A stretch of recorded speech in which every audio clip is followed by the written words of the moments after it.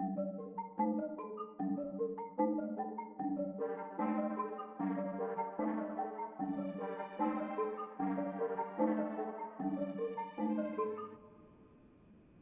everyone, and welcome back to the program. I am here today with Janet. Janet, thank you so much for being connected here.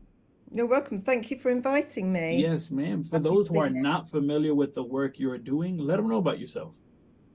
So I'm a rapid transformational therapist. I work with mainly women in business and entrepreneurs who are suffering from imposter syndrome, are overwhelmed, feeling stressed, and just finding it difficult to cope.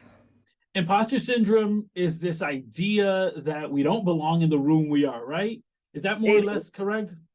It is. The underlying cause is not feeling good enough. So I actually find out where did that originate from. And as I said, it will always go back to childhood. Something was said or done that made you feel, that piece of work wasn't good enough, or I'm not good enough. And you take that into adulthood. When we talk about imposter syndrome, it definitely alters the way we live, right? The way we react, the way we actually view ourselves. How much does this go back to values and what we consider our non-negotiables? So growing up, so if I say to you that growing up around about the age of 7 or 8, most of your beliefs about yourself are set. So if you believe that you're not good enough, when you go into the workplace, you may find yourself overworking, or you could be procrastinating for a long time, and then suddenly you've got a deadline, and then there's the pressure to fulfill that commitment, for example.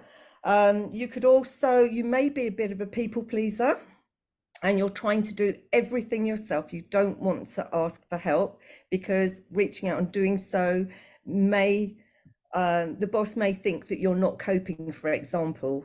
So you're keeping it all to yourself. So every day, you're trying to keep everything going, but you're internalizing everything, and it is a real struggle. I actually spoke to a lady. She worked for a corporate company for 25 years, and she said it was every single day she was waiting for that tap on her shoulder for somebody to say, you shouldn't be here, bye. Right. So, for the individual that's dealing with imposter syndrome, right? Maybe they're a working mother, maybe they are a professional or a college student that feels like I'm way over my head with this particular class. What are some basic things that we could start implementing to actually overcome this idea that, like you mentioned, that person who's waiting for someone to tap you on the shoulder and say, get out of here? Yeah, I think what you need to do is, it's how you perceive yourself is very different from how other people perceive you. So everyone thinks you're doing a great job, you're doing really well, but what you're not doing, you don't let in any compliments, any accomplishments.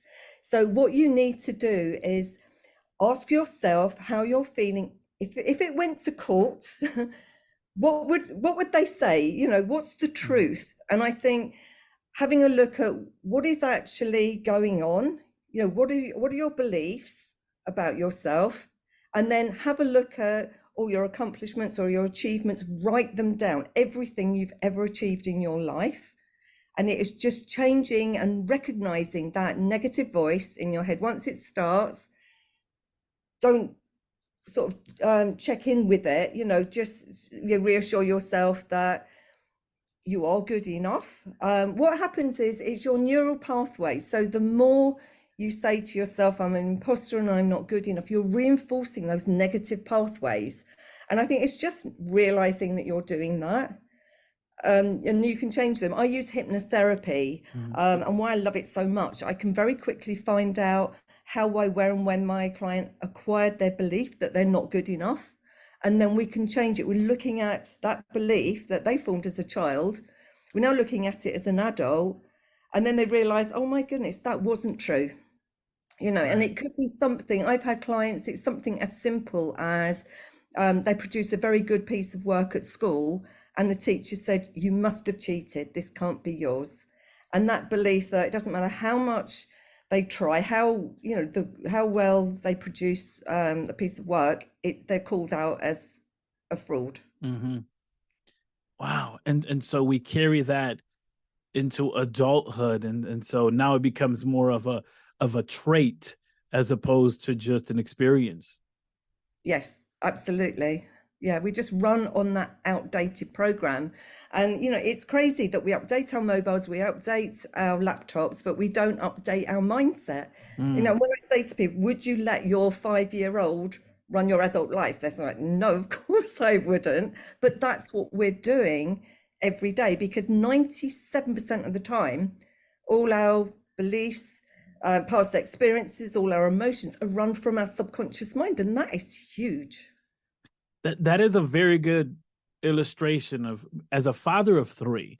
So my oldest is 9, my middle child is 7, and I have a 3-year-old. I would not let either of them control my life. And I hope yet not. it's that one experience, either at 7 or 3 or 9 or whatever the age was, where it's like we're letting that individual, that version of ourselves, essentially dictate how high or how far we can go. Yeah, absolutely. It's quite a scary thought, actually. Yeah. And it's an automatic reaction. So when I say, we're on autopilot every day, if you're doing the school run back and forth, have you, ever just arrived and you don't remember signaling, stopping at the traffic lights, indicating, you just arrive? That's autopilot. And we go in and out of a state of hypnosis every day throughout the day. In this particular challenge of imposter syndrome, of do I belong, do I not belong, is journaling something? I mean, it sounds like journaling can be something that's really powerful if I'm taking inventory every day of what's happening in my life. Yeah, absolutely. And I like to, so if somebody's in a work environment and they think everything has to be perfect all the time, that's going to put a lot of pressure on themselves, and then they will get behind with their work, and then they get overwhelmed, overloaded.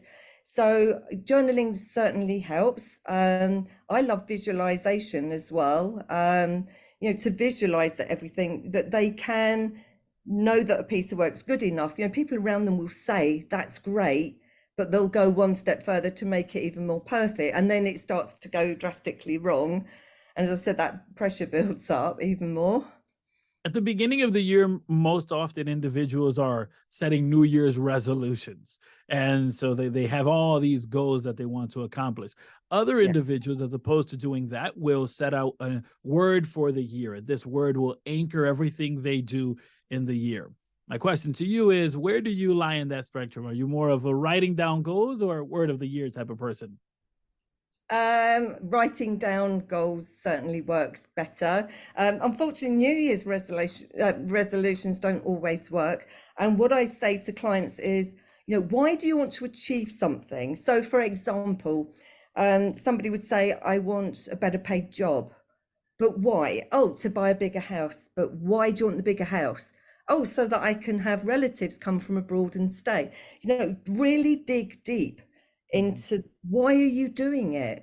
And is it something you're passionate about? Did you fall into a particular career? Were you, expected to be a doctor, for example? Are you following your heart's desire and your passion, or are you living somebody else's life? So you say you fall more into the side of writing on the goals, and I suppose that kind of lines up with the journaling as well, right? The reviewing and making sure everything is clear. My question to you is, if there was one word that you could use to encapsulate your life's work, what would that one word be? Empowerment. That's Yeah. a powerful word. I say to my clients, you've got all the answers to all of your problems in your subconscious mind. So all I do is help my clients access their subconscious to find out how, why, where, and when, their issue came from. And then you can resolve it. And it isn't difficult. Those individuals that are listening and would love to get connected with you, how could they do so? Through my website, which is www.janetgabrieltherapy.com. And of course, you work with women that are facing imposter syndrome as they navigate the business world or just try to become a better overall individual. Yeah, and I mean, feeling not good enough is huge. I went to Tony Robbins to see him in London a few years ago, and he asked an audience of almost 13,000 people who in the room doesn't feel good enough, and most people put their hands up. I was quite shocked at just how many. And the thing is, with imposter syndrome, it can appear worse the more successful you are, because you're becoming more visible. And the other thing, it can hold you back in your career because you don't want to start a new job because, again, you know, you are visible and you're trying to prove yourself in a new position. Yeah, oftentimes I think when we talk about success, we think about the good part of it, and that's a good way to present the other side of it, maybe considered the bad side of success, where it's like, well, the higher you are in achieving things, if you haven't resolved these things in your life, the more you're going to think, I don't belong there, or I don't deserve it. I actually Googled famous people with imposter syndrome. Meryl Streep was one. Michelle Obama was another. Mm-hmm. She actually gave a talk in a London school about not I saw feeling that. Yeah. So all the, you know, the people you think are doing incredibly well, they're at the top of their game, have this underlying fear that they're not good enough. And actually I think it was Jennifer Lopez actually thought of giving up her career because somebody had tweeted that she couldn't sing. And she was doubting herself anyway. So it would be running in the background, and you never know when it's going to rear its ugly head. And we all suffer from imposter syndrome, or most of us at some time in our life, especially when changing career or starting a new business, for example. Awesome. I appreciate you so much, Janet, and definitely it is empowering. Thank you. Thank you.